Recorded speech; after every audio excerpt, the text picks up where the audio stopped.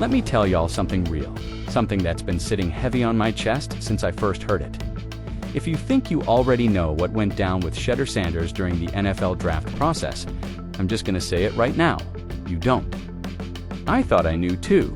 I followed every headline, every mock draft, every so-called scouting report. But after what Ryan Clark just dropped, man, it flipped everything upside down for me. I'm talking full 180 dot. And listen, this ain't about football. It's not about Shedeur's arm strength or his accuracy. It's not about footwork or decision-making. Nah, what Ryan Clark exposed, it was personal, it was calculated, it was bigger than the game. This whole thing, this whole so-called evaluation process, according to Clark, it was a hit job, not on Shedeur, but on his father, on Coach Prime. And I can't lie to you, when I realized what was really going on, it hit me in the gut, because it wasn't just shady, it was cruel, it was surgical, it was a father so. Please take 2 seconds to hit the subscribe button. Thank you for your support. Now look, we're talking about Deion Sanders, prime time, a man who's been larger than life since the moment he stepped into a stadium. This is the same guy who walked into NFL interviews back in the day and straight up told teams, if you're picking after number 5, don't even bother. He was that confident and he could back it up every time. Whether it was on the field, behind the mic, or in a locker room, Deion always controlled the narrative. He owned his story. Deion couldn't control this, and Ryan Clark laid it all out. There were people, influential people, who've been watching Deion's rise over the years, to knock him down a peg, and that moment came when Shedeur entered the draft process. Now stop and think about how sick that is. Character concerns headphones in meetings, but none of it could be refuted either. It's the perfect kind of sabotage, the kind you can't argue against because it's not about facts, it's about narrative. Ryan Clark saw straight through it. He said when you can't attack the stats, when the film speaks too loud, you go for the one thing you can muddy up character. You create fog, you raise questions you don't need to answer. Because once the whispers are out there, NFL teams start digging. They start investigating. But by then, the damage is already done. And you know what really hit me? Clark said Shedeur wasn't even the target. Let that sink in. They weren't trying to ruin Shedeur. They were trying to hit Deion, using his son, his child, as the weapon. Just imagine being a father and seeing your son get dragged through the mud just so someone could take a shot at you. That's next level vindictive. That's not sports, that's not business. That's personal, that's evil. And I'm telling you, it worked. For the first time in his entire legendary career, Coach Prime couldn't stop what was happening. He couldn't control the headlines, couldn't flip the narrative, couldn't protect his son. And when he sat down and said, "It did hurt," man, you could hear it in his voice. That wasn't just disappointment, that was heartbreak. That was a father watching his child suffer for battles he didn't even sign up for. I've been around this game for a while, and I've seen dirty tactics. I've seen players get mislabeled, misjudged, mistreated. But this was something else. This was decades of resentment and jealousy boiling over, where it would hurt the most. He adjusted, he grew, he produced, he led. He put his body on the line behind suspect defensive lines and still balled out. But none of that made it into the mainstream draft discussion. Instead, what did we get? He wore headphones. During interviews, are you serious? That's what we're talking about. Fear of what Deion represents. Fear that his rise might shake the power structure in the NFL. Fear that maybe, just maybe, his sons would carry that same disruptive energy, that same unapologetic confidence. And the most twisted part of all this, Deion knew it. In that emotional interview, he said it himself, he couldn't see the next level. He couldn't look ahead because his focus was stuck on the people, trying to hurt his kids. So they took preemptive shots at his family. You ever heard of that before? That's not scouting. That's not evaluation. That's sabotage. Chris Carter, someone who came up during the same era as Deion, someone who was supposed to understand the grind, might have been part of that hurt. And if that's true, man, that's betrayal on a whole other level. Because when it's your peers, your brothers in the game, the ones who know what it took to get there when they turn on you, that wound doesn't heal easy. So yeah, Coach Prime said it plain, it did hurt. And I felt that dot because this wasn't about money. This wasn't about where Shedeur would land. This was about a father watching his son carry the weight of his own enemies.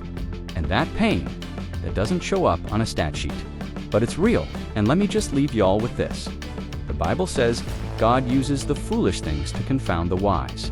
And maybe, just maybe, all this foolishness thought Deion and Shedeur were down for the count. It was like certain people couldn't wait to discredit this kid, couldn't wait to poke holes in his leadership, his attitude, his personality. And you gotta ask yourself, why? Meanwhile, on the other side, you had real ones, Michael Irvin, Keyshawn Johnson, guys who lived and breathed this game at the highest level, standing up for Shedeur, speaking truth, talking about his skill, his poise, his maturity. You could tell they weren't threatened by him. They weren't uncomfortable with the idea that Deion's son might actually have what it takes to make it in this league. That's the key difference. Some folks just couldn't handle the possibility that this kid might have inherited not just the name, but the greatness too. So please take 2 seconds to hit the subscribe button. Thank you for your support. And let me just say this. Ryan Clark said something that hit me deep. He pointed out that maybe, just maybe, the media attention and the hate Shedur's been getting has had the opposite effect. Because think about it, pick or an undrafted guy get this much attention, not even close. I see Shiloh and Shedeur on my feed more than I see that the smear campaign backfired spectacularly. They tried to bury him, but they accidentally made him a star. They tried to turn people away, and instead, they made everybody start watching. They elevated his visibility to a level that no fifth-round quarterback has ever had. Let's be real. He's got more clout, more social traction, more buzz than most of the guys drafted before him. And now, he's walking into a real opportunity in Cleveland. Let's talk about that for a second, because if you're looking at this Browns quarterback room, Joe Flacco, respect to him, but he's not the future. Kenny Pickett? He's still trying to prove he belongs, and let's just say the jury's out. So what does that leave us with? It leaves us with Dillon Gabriel versus Shedeur Sanders. Two young guys, both hungry, both trying to make their mark, but only one of them had to survive a full-on media takedown while carrying a program and his family name on his back. Let me say this clearly after everything Shedeur's already faced. You think a training camp battle is going to faze him? Got him all the way messed up. What they didn't realize is, all that criticism, all that doubt, it didn't break him, it built him. Every time someone questioned his character, he got sharper. Every time they tried to minimize him, he added it to the fire. They didn't break the kid, they made him dangerous. And then you add in what Ryan Clark said about Deion, who, that was probably the realest moment we've seen from Coach Prime. Hearing him open up about how painful it's been as a father, knowing he's always tried to shield his sons, to set them up for success, and now feeling like maybe, just maybe, some of the hate they're getting is because of him. That right there is a powerful moment, a vulnerable moment, and it speaks to how twisted the system can be. Because the truth is, Deion didn't create monsters, he raised warriors. He raised men who were ready to fight through anything. And now we're seeing what that looks like when it's put to the test. Shedeur is not just playing with talent, he's playing with pain. He's playing with purpose. 6. Most guys would crumble under that kind of instability. Most quarterbacks need consistency to even stay afloat. But Shedeur, he kept adapting, kept improving, kept showing up when it mattered. Are you kidding me? He throws with anticipation, accuracy, touchy processes defenses quickly. He's mobile enough to escape pressure, but disciplined enough to keep his eyes downfield. The evaluation wasn't about tape, it was about legacy, and not in a good way.